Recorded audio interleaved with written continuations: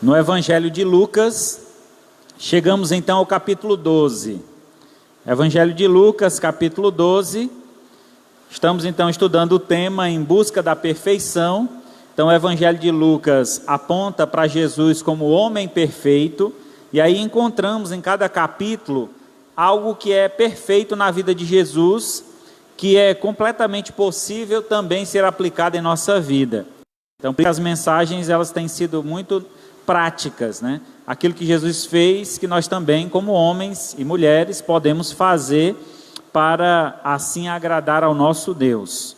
Então, o poder é uma ferramenta que precisamos saber usar, pois o mau uso dela pode ocasionar grande destruição. Então, é interessante, por exemplo, se você compra um carro ou uma moto que seja, com muita potência no motor, se você não for treinado, se você não passar ali por um treinamento de como usar aquela máquina, você pode se destruir, apertar demais o acelerador e acabar em uma parede ou em uma vala. Então é necessário que a gente saiba lidar com o poder, seja ele qual for. É necessário sempre treinamento, é necessário sempre ter o conhecimento para poder saber usar muito bem o poder. Mas quando esse poder ele é bem utilizado, nos traz grandes benefícios. Vejamos como Jesus usou esse poder e de que forma podemos usufruir também dele. Então, Lucas capítulo 12, abre a Bíblia, vamos ler do 1 ao 12. Lucas 12, do 1 ao 12. Diz assim então a palavra de Deus: posto que miríades de pessoas se aglomeraram a ponto de uns aos outros se atropelarem, passou Jesus a dizer, antes de tudo, aos seus discípulos: acautelai-vos do fermento dos fariseus, que é a hipocrisia.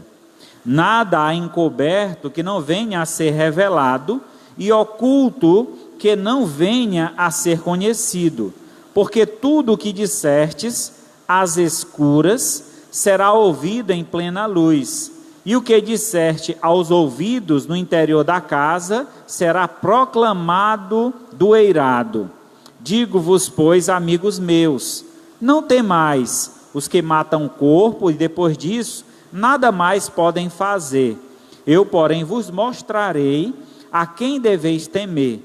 Temei aquele que depois de matar tem poder para lançar no inferno. Sim, digo-vos que a este deveis temer. Não se vende 5 pardais por 2 ases. Entretanto, nenhum deles está em esquecimento diante de Deus. Até os cabelos da vossa cabeça estão todos contados. Não temais, bem mais valeis do que muitos pardais. Digo-vos ainda, todo aquele que me confessar diante dos homens, também o Filho do Homem confessará diante de Deus, dos anjos de Deus. Mas o que me negar diante dos homens, será negado diante dos anjos de Deus. Todo aquele que proferir uma palavra contra o Filho do Homem, isso lhe será perdoado. Não haverá, todo aquele que proferir uma palavra contra o Filho do Homem, isso lhe será perdoado. Mas o que blasfemar contra o Espírito Santo, não haverá perdão. Quando vos levarem à sinagoga e perante os governadores e as autoridades, não vos preocupeis quanto ao modo porque respondereis, nem quanto às coisas que tiverdes de falar, porque o Espírito Santo vos ensinará naquela mesma hora as coisas que deveis dizer. Louvado seja Deus. Oremos ao Senhor. Maravilhoso Deus e Pai, louvado seja o Teu nome, e aqui mais uma vez reunido, ó Pai, em Tua casa, estamos prestes a ouvir mais e mais da Tua palavra, e nesse momento te pedimos a Tua direção, a compreensão desse texto de forma clara e objetiva, que ele também se torne prática em nossa vida, que possamos perder todo o temor deste mundo e das coisas deste mundo, e possamos temer somente o Senhor, para que assim possamos executar a tua obra com poder e muita disposição. Assim, ó Pai, o teu nome seja honrado e glorificado através de nós. Eu te peço e agradeço em nome de Jesus, teu Filho amado, que vive e reina para todos sempre. Amém. Muito bem, meus amados, Jesus Cristo aqui nesse texto está advertindo aos seus discípulos, e essas advertências que ele passa também traz um ensinamento muito importante sobre a questão do poder. Como devemos usar o poder de Deus? Como esse poder nos é dado? Lamentavelmente, em alguns grupos religiosos, o poder tem sido apresentado como algo, digamos, uma forma de fazer algo sobrenatural. Então, é muito enfatizada a ideia de que o poder dado por Deus é aquele poder de mover alguma coisa de lugar, de levantar alguma coisa. Então, as pessoas sempre têm uma ideia de poder como algo sobrenatural. Mas entendemos que existe um poder que é sobrenatural no sentido que vem de Deus, mas ele é nos concedido para que possamos agir de forma natural, mas não a natureza humana, mas sim a natureza vinda do Senhor. Então é algo sobrenatural sendo usado em uma natureza que é divina, que está em nós. Deus nos fez a sua imagem e semelhança, e Ele deseja que a gente haja de acordo com essa imagem e semelhança. E todo ser que foi feito à imagem e semelhança de Deus, é-lhe dado poderes, e estes poderes são diferentes da demais criação. Nós temos um poder sublime em nossas mãos, e precisamos saber administrar, usar de forma correta. Então, no capítulo 12 de Lucas, encontramos Jesus estabelecendo os parâmetros do perfeito poder que vem de Deus, como usá-lo de forma que glorifique ao Senhor.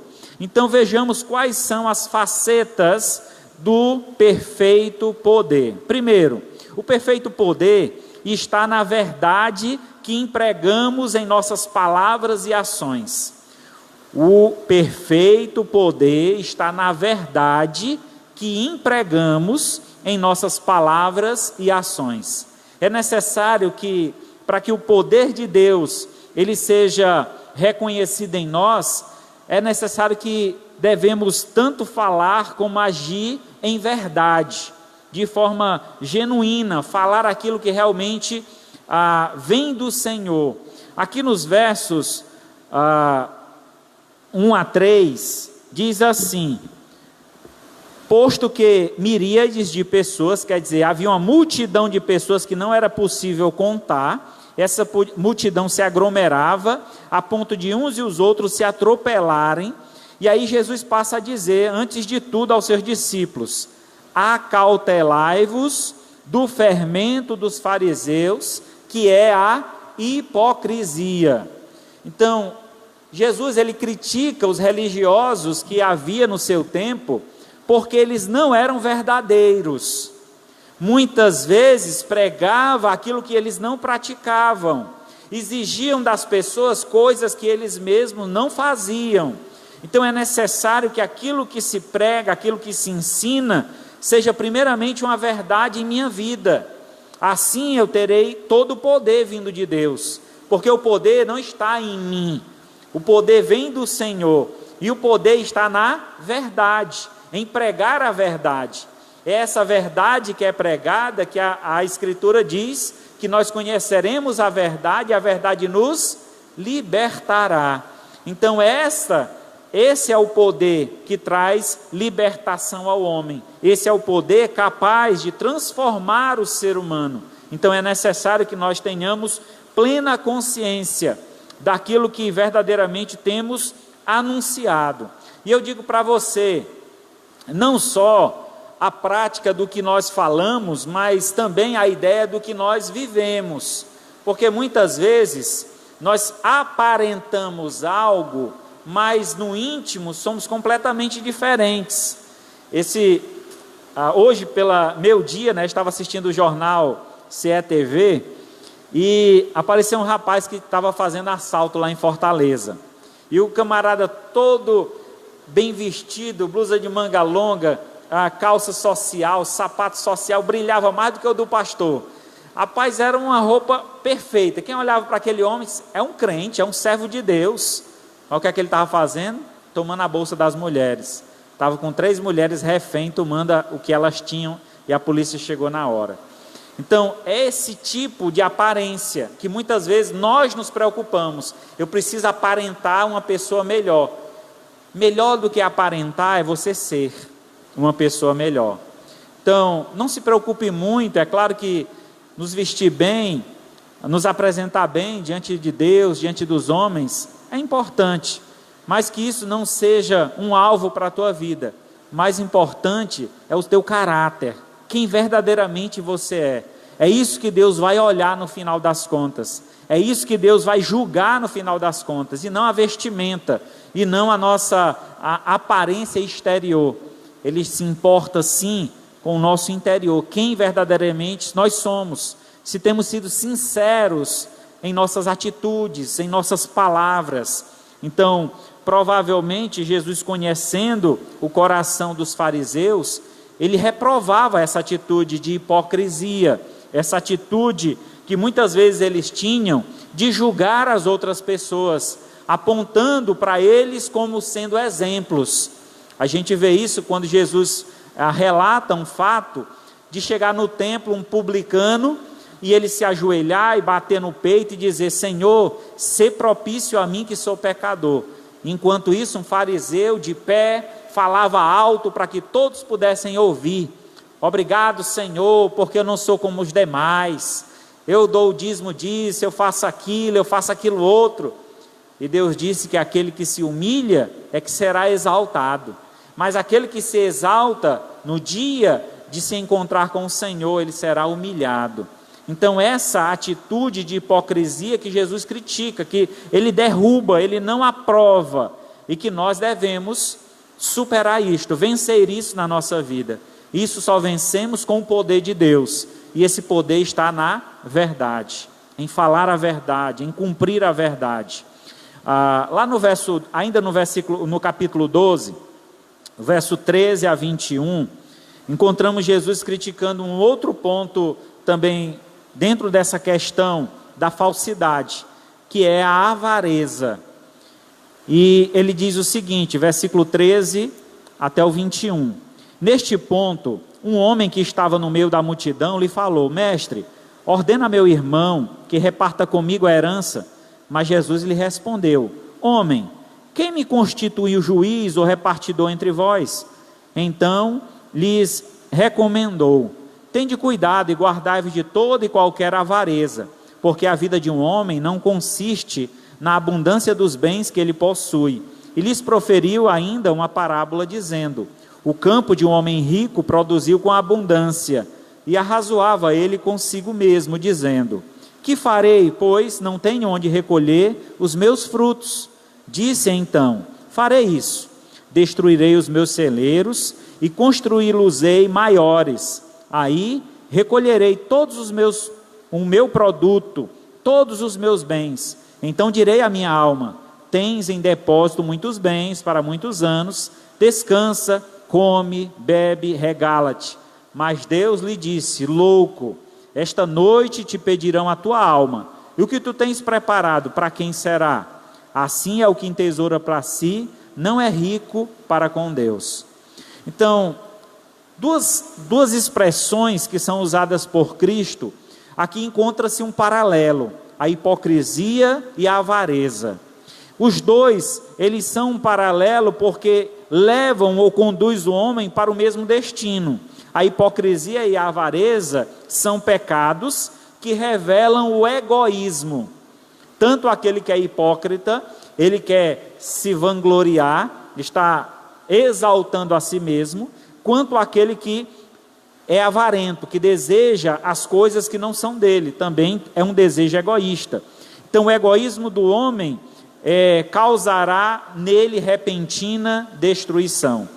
Então, tanto aquele que pratica a hipocrisia quanto a avareza, o destino deles é justamente o destino do egoísta, que é a destruição da sua vida. tudo que ele considera de mais importante na sua vida, chegará um dia que não existirá mais.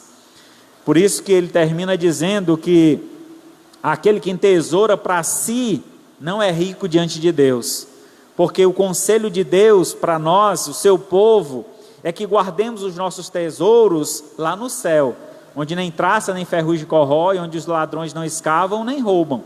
Lá deve estar o nosso tesouro, porque onde estiver o nosso tesouro, estará também o nosso coração. Então, um coração quebrantado, um coração disposto a obedecer, estará sempre enriquecido com o poder de Deus. Colossenses 3,17 diz: e tudo que fizerdes, seja em palavra, seja em ação, fazei-o em nome do Senhor Jesus, dando por ele graças a Deus Pai. Então, em outras palavras, o conselho do Senhor que fica para nós é para que nós possamos ter esse poder, devemos sim fazer tudo, tanto em palavras como em ações, fazer em nome do Senhor, dando a Ele glória. Quer dizer, não fazer nada esperando algo em troca, não pregar o Evangelho esperando ser glorificado, não apresentar-se diante dos homens esperando que os homens engrandeçam o seu poder. Não há poder nenhum no homem, todo o poder emana de Deus, é Deus que nos concede poder. Então nenhum homem deve se exaltar, porque tem o poder de Deus. Na verdade, Deus concede o poder para que o nome dele seja glorificado, e nunca, jamais o nosso. Então sempre que o servo de Deus se encher do poder de Deus, é o nome do Senhor que deve ser glorificado, e nunca do homem. O perfeito poder, segundo ponto, o perfeito poder está em temer o Todo-Poderoso. Verso 4 a 7 do capítulo 12.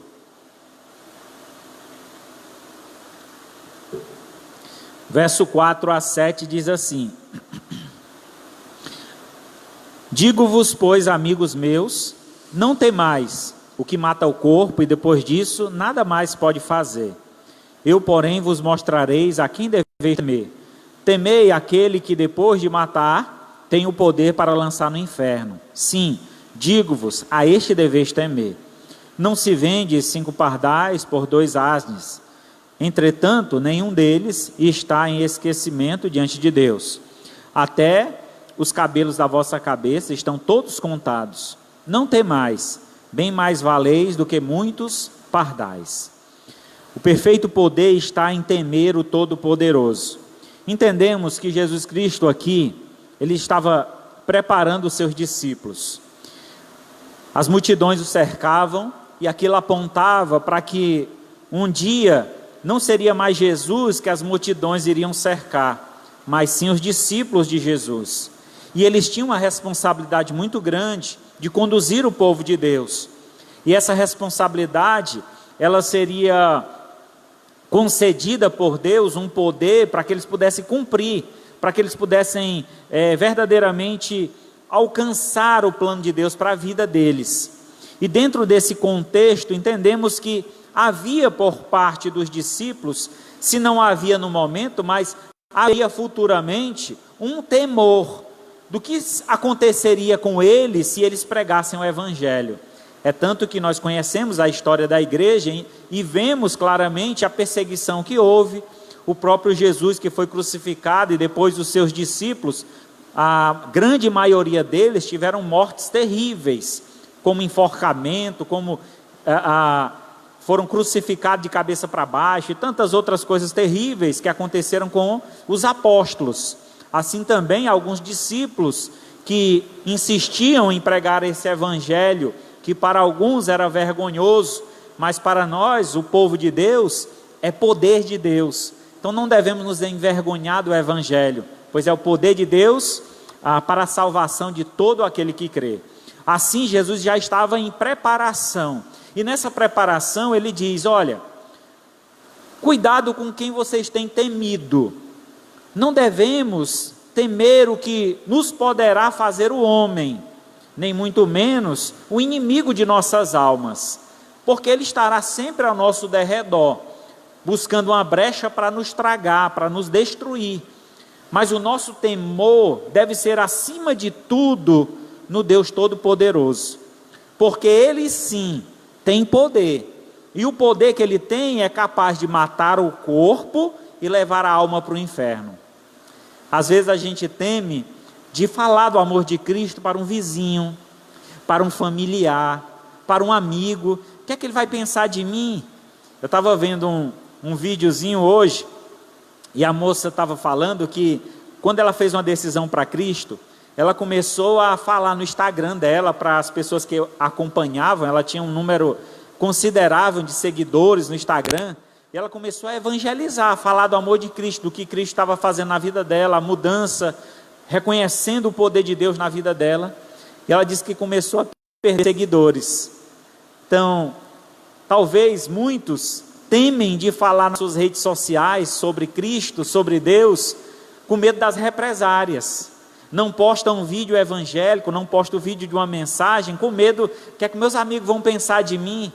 Eles têm que pensar o que você realmente é. Não tema perder amigos. Quantas são as pessoas que não consideram a ideia de entregar a sua vida a Jesus com medo, porque vai perder amigos, porque vai perder talvez o cônjuge, aquele que vive com ele, porque vai perder, sei lá, algo que ele acha muito importante ou considera de grande importância. Antes de tudo, meus amados irmãos, a gente precisa temer a Deus. Saibamos que um dia estaremos face a face com Deus, e nesse dia nós seremos julgados. Nós vamos já falar sobre esse julgamento. Então esse é o temor que devemos ter, e é esse alerta que Jesus diz: se vocês temerem a Deus, vocês vão ganhar um poder, digamos assim, bônus. Vocês vão ganhar um poder a mais. Se vocês já tinham o poder de falar da verdade, agora vocês vão ter um poder de não temer falar a verdade. Então é um poder bônus, ele aumenta a sua potência, a sua capacidade. É a ideia de quem tem um carro potente e ainda bota lá um nitro. Nitro é um combustível que acelera mais ainda a potência do veículo. E aí é justamente essa ideia que Jesus aqui está concedendo aos seus discípulos.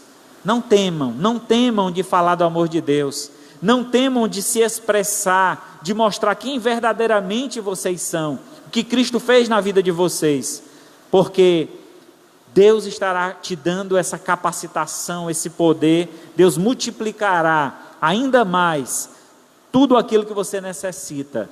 Então é isso, por isso que nós devemos confiar e temer somente a Deus. Em Lucas capítulo 12 ainda, verso 22 a 34, Jesus ele fala sobre a ansiedade, que é um problema muito sério, que nos causa temor. A ansiedade nada mais é do que a gente se preocupar com antecedência, antes das coisas acontecerem. Quem nunca ficou ansioso na vida, que joga a primeira pedra?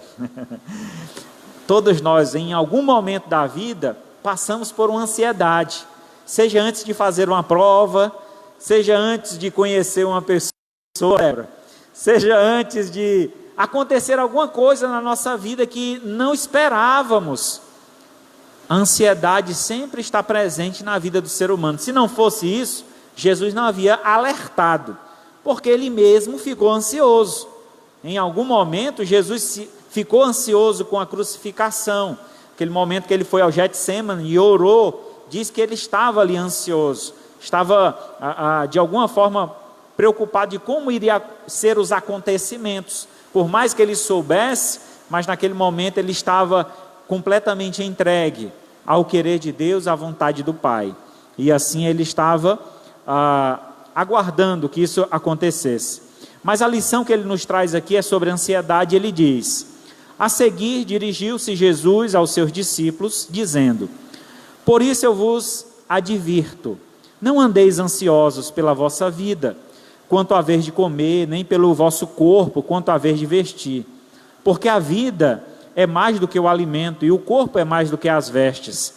Observai os corvos, aos quais não semeiam, nem ceifam, nem têm despensa, nem celeiros, Todavia, Deus os sustenta. Quanto mais valeis do que as aves. Qual dentre vós, por ansioso que esteja, pode acrescentar um côvado no curso da vida? Se, portanto, nada podeis fazer quanto às coisas mínimas, por que andais ansiosos com as outras? Observai os lírios, eles não fiam, nem tecem. Eu, contudo, vos afirmo que nem Salomão, em toda a sua glória, se vestiu com qualquer deles. Ora, se Deus veste assim a erva, que o homem está no... Ora, se Deus veste assim a erva, que hoje está no campo e amanhã é lançada no fogo, quanto mais tratando de vós, homem de pequena fé. Não andeis, pois, a indagar, o que havereis de comer ou beber, não vos entregueis a inquietações, porque os gentios de todo o mundo é que procuram estas coisas, mas o vosso Pai sabeis do que necessitais dela. Buscai antes de tudo o seu reino, e estas coisas vos serão acrescentadas. Não temei, ó pequenino rebanho, porque o vosso Pai se agradou em dar-vos o seu reino. Vendei os vossos bens, dai esmola, fazei para vós outros bolsas que não desgastem, tesouros inextinguíveis nos céus, onde não chega o ladrão, nem a traça consome, porque onde está o tesouro, aí também estará o vosso coração.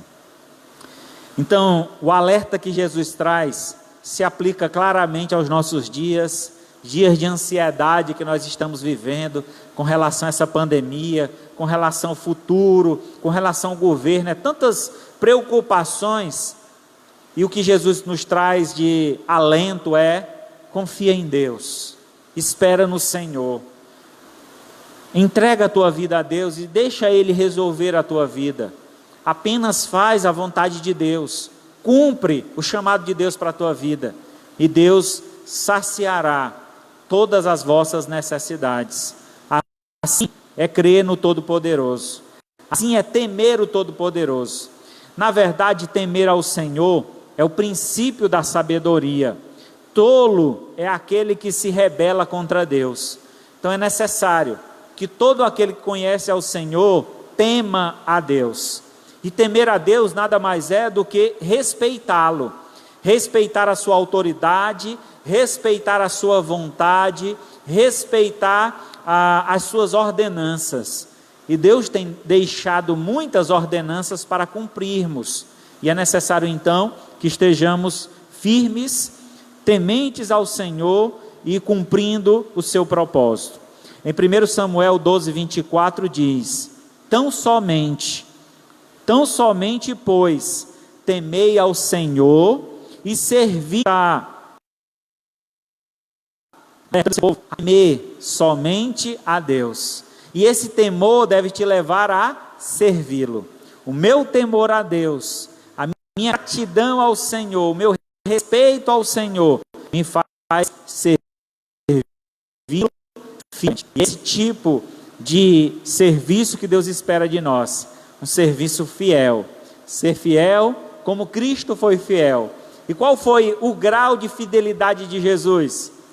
Ele foi fiel até a morte, e morte de cruz. Que ponto? Você já mediu? Você teria coragem de medir a sua fé? Até que ponto você está disposto a sacrificar-se por Deus? Jesus é a ponto da morte. Talvez você não precise chegar até esse ponto. Terceiro lugar, o perfeito poder está em reconhecer nossos pecados e voltar-se para Deus em arrependimento e fé, chamando ou clamando pelo perdão de Deus. Aqui no verso 8 a 10. Digo-vos ainda, todo aquele que me confessar diante dos homens, também o Filho do Homem o confessará diante dos anjos de Deus. Mas o que me negar diante dos homens, será negado diante dos anjos de Deus. Todo aquele que proferir uma palavra contra o Filho do Homem, isso lhe será perdoado. Mas para o que blasfemar contra o Espírito Santo, não haverá perdão. Então aqui no texto, encontramos Jesus fazendo mais um alerta, que é justamente sobre a questão do arrependimento e do pedido de perdão.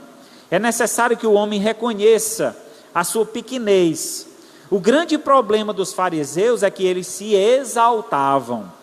Nós vivemos em uma sociedade que, para muitos, o humilde é alguém pobre. Tem-se essa ideia, né? Se une essas duas ideias. Eu sou muito humilde, eu não tenho uma roupa para vestir. Então, humildade não quer dizer ser pobre. Humildade é uma atitude, é uma forma de se portar diante dos demais. É você priorizar o outro em lugar de si. É justamente o que Cristo fez por nós. Ele se humilhou, assumindo a forma de servo. Jesus se humilhou, deixando a sua grandeza divina e se colocando em uma limitação humana. Entendemos que Deus, Ele é todo poderoso, para Ele não há limites, quer dizer, no sentido de fazer as coisas. Então, quando Ele se fez homem e habitou entre nós, Ele limitou-se os seus atributos divinos. Tudo o que Ele fez foi no poder do Espírito Santo, na permissão do Pai. Ele orava e o Espírito Santo lhe concedia os milagres e tudo que Ele fazia. Então, naquele momento, Ele assumiu esta postura de humildade. E Ele nos chama a atenção a vivermos também desta mesma forma. Mas para vivermos humildes, precisamos reconhecer que somos pecadores. Talvez esse é o grande problema da humanidade. Não reconhece os seus erros. Eu me humilhar, eu me rebaixar, já devemos entender, pela lógica, que nós estamos abaixo de Deus. O grande problema é que o homem se acha acima de Deus e quer exigir de Deus. Deus, eu determino, eu exijo, eu quero isso, eu quero aquilo. Quando na verdade somos servos e o servo não manda no Senhor. O servo apenas obedece o que o Senhor diz. E é por isso que nós precisamos ser mais humildes. Entender que Deus é quem cuida de nós. E quando nos humilhamos diante de Deus, Ele nos exalta.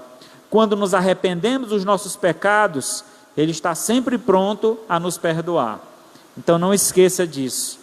Nunca tenha dureza do seu coração em faltar em você o desejo tanto de pedir perdão quanto de perdoar. É importante isso para a vida do cristão.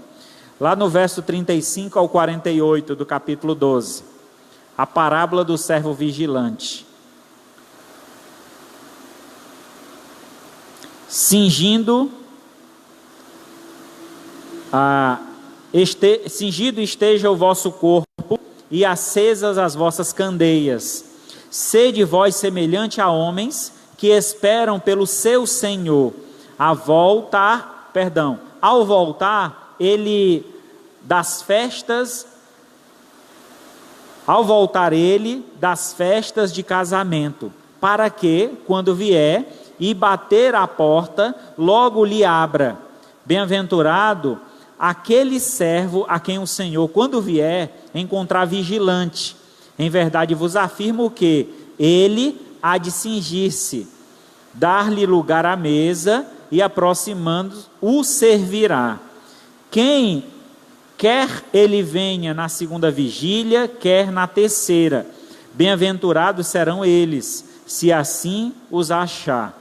Sabei, porém, isso: se o pai de família soubesse a que hora viria o ladrão, vigiaria e não deixaria arrombar a sua casa. Ficai também vós apercebidos, porque a hora em que não cuidais o Filho do Homem virá. Então Pedro perguntou: Senhor, profetizará para nós ou também para todos? Disse o Senhor: quem, pois, o mordomo fiel e prudente, a quem o Senhor confiará os seus conservos, para dar-lhes o sustento ao seu tempo? Bem-aventurado aquele servo a quem o Senhor, quando vier, achar fazendo assim. Verdadeiramente vos digo, que lhes confiará todos os seus bens. Mas, se aquele servo disser consigo mesmo, meu senhor tarda em vir, e passa a espancar os criados e as criadas, e comer e beber e embriagar-se, virá o senhor daquele servo em dia que não espera, e em hora que não sabe, castigá-lo-á, lançando-lhe a sorte com os infiéis. Aquele servo, porém, que conheceu a vontade do seu senhor, e não se aprontou, nem fez segundo a vontade, será punido com muitos açoites. Aqueles, porém, que não soube a vontade do seu senhor, e fez coisas dignas de reprovação, levará poucos açoites. Mas aquele a quem muito é dado, muito lhe será exigido. Aquele a quem muito se confia, muito mais lhe pedirão. Quando a gente fala de arrependimento, logo vem a ideia de não crentes. São os não crentes que precisam se arrepender. Mas entendemos, irmãos, que mesmo crentes, muitas são as vezes que deixamos de fazer aquilo que o nosso Senhor ordena, e é motivo de arrependimento. Eu já contei para vocês em uma outra ocasião, o arrependimento que eu tive em não pregar o evangelho para uns policiais, porque eu fiquei com medo. Tinha lá uma viatura com 4 policiais e eu sozinho, e eu fiquei, o Espírito Santo falando ao meu coração, vai lá, prega para eles, e eu com medo. Uma voz falava comigo e eu entendia, se tu for, tu vai apanhar, vão te jogar dentro do camburão, ninguém mais te acha nesse mundo. E aí foi uma luta espiritual que eu travei, e naquele momento eu cedi ao inimigo, e não evangelizei aqueles policiais, e automaticamente aquilo tocou no meu coração, na minha mente, e eu só voltei a ter paz no meu coração quando eu me arrependi e pedi perdão ao Senhor. Então é necessário, mesmo nós como crentes, entendermos que temos uma responsabilidade com a casa de Deus, temos uma responsabilidade com a obra de Deus. Aqui está dizendo que o servo mau e negligente, aquele que sabia a vontade do seu Senhor e não cumpriu essa vontade, ele será castigado com muitos açoites. É difícil, é duro, né? Ouvir uma coisa dessa. Rapaz, Deus vai pesar a mão. Às vezes tem pessoas em nosso meio brincando de ser crente. Acha que ser crente é só vir à igreja, mas não é uma responsabilidade. Como Jesus disse, tomar a cruz é seguir Jesus. Então é necessário sim, uma fidelidade, uma obediência, arrepender-se de não ter feito o que Deus exigiu e voltar-se em arrependimento e fé e praticar o que deve ser feito. Então todo o tempo é tempo de arrependimento. Nunca ache que o seu tempo passou. Não, já passou, eu poderia ter feito e não fiz. Faça agora. Se Deus está tocando o seu coração hoje, confesse o nome de Jesus, se arrependa. Senhor, me arrependo de não ter sido fiel, de não ter cumprido com o propósito de Deus, mas a partir de hoje eu quero ser uma nova criatura, eu quero te servir com toda integridade, porque agora eu conheço a tua verdade. Lembra daquele ditado que eu digo, que o meu mantra, né, o que eu digo sempre para as minhas ovelhas, né, aqueles que eu cuido, eu só cobro aquilo que eu ensino. Hoje está aí um ensinamento, que depois nós seremos cobrados pelo Senhor, Ele mesmo. Quer dizer, essa frase que eu uso como um lema da minha vida, é justamente o que Jesus está dizendo nessa passagem, que um dia nós prestaremos contas com Deus, do que nós fizemos aqui em vida, como servos do Senhor, e os servos fiéis receberão galardões. Espero que você se prepare para ser premiado, galardoado. A dureza de coração não produz arrependimento. É preciso reconhecer as nossas fraquezas, para que o poder de Deus nos transforme. Só assim seremos nova criatura. Atos 3,19, arrependei-vos, pois, e convertei-vos, para serem cancelados os vossos pecados. Então, pecado, para ser cancelado, é necessário arrependimento e conversão. Convergir é mudar de direção, é deixar de praticar. Então o Senhor está te chamando hoje a mudar, a direção da tua vida. A partir de hoje, seja um servo fiel. E por fim, o perfeito poder está em confiar na providência divina no dia do julgamento. Você está preparado para o dia do encontro com o Senhor? Quando é esse dia? Jesus disse que ele não sabia, nem muito menos os anjos do céu, somente o Pai. O dia da sua vinda, né? Mas o dia do julgamento também é uma data que já está pré-marcada, né? Programada, e que ninguém vai escapar desse dia. Um dia em que ele julgará vivos, todas as pessoas. Ninguém escapará do dia do juízo. E lá em capítulo 12, versículo 11 e 12, diz assim: quando vos levarem à sinagoga e perante os governadores e autoridades, não vos preocupeis quanto ao modo por que deveis responder, nem quanto às coisas que tiverdes de falar, porque o Espírito Santo vos ensinará naquela mesma hora as coisas que deveis dizer. Jesus, ele faz uma alusão aqui ao julgamento. É treinado o bichinho, não tenho medo não. Jesus aqui faz um julgamento que é justamente a ideia de que os governantes iriam julgar as palavras daqueles homens. O que vocês têm anunciado, como vocês têm falado, vocês serão julgados. Mas não temam esse julgamento. Vocês devem temer o julgamento de Deus, porque se vocês não fizerem isso, vocês serão julgados por Deus, se vocês não falarem.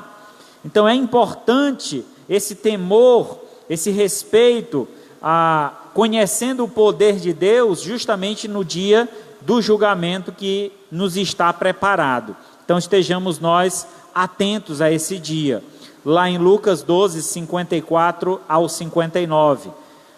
Disse também às multidões: quando verdes aparecer as nuvens no poente, logo dizeis que vem chuva, e assim acontece. Quando verdes soprar o vento do sul, dizeis que haverá calor, e assim acontece. Hipócritas, sabeis interpretar os aspectos da terra, do céu, e entretanto não sabeis discernir esta época. E porque não julgais também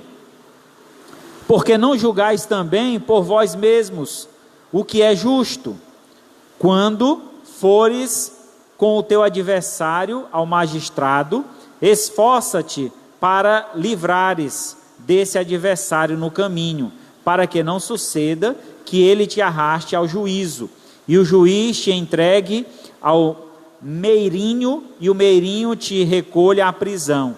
Digo-te que não sairás dali enquanto não pagares o último centavo. Então, aqui há um sinal para o final dos tempos, o julgamento final. Ele está dizendo que a gente deve cuidar, estar alerta, para não nos deixarmos levar pelo inimigo. Os pensamentos, conselhos, o mundo está mudado, a gente tem que mudar também, a nossa igreja tem que tomar novas atitudes, renovação, é isso, é aquilo, a igreja tal cresceu quando fez isso. Tomemos cuidado, irmãos. Qual é o propósito de estarmos aqui? Qual o propósito de nós verdadeiramente servirmos ao Senhor? Porque nós seremos julgados por aquilo que nós fizemos diante do Senhor, na casa do Senhor e para o Senhor. Muitos acham que podem viver a vida de qualquer forma, porque Deus só se importa com o Espírito. O que fazemos com a carne não importa, importa sim. A nossa carne, o nosso corpo é morada do Espírito Santo. Será que a morada de Deus não importa para Ele? Importa. Se a gente vê o detalhe de quando foi feito o templo de Salomão, Deus dando medidas, quando foram feitas as tendas, quando o povo ainda era peregrino, cada detalhe que Deus deu, Deus se importa com o lugar que Ele habita, quanto mais a nossa vida, Deus se importa sim.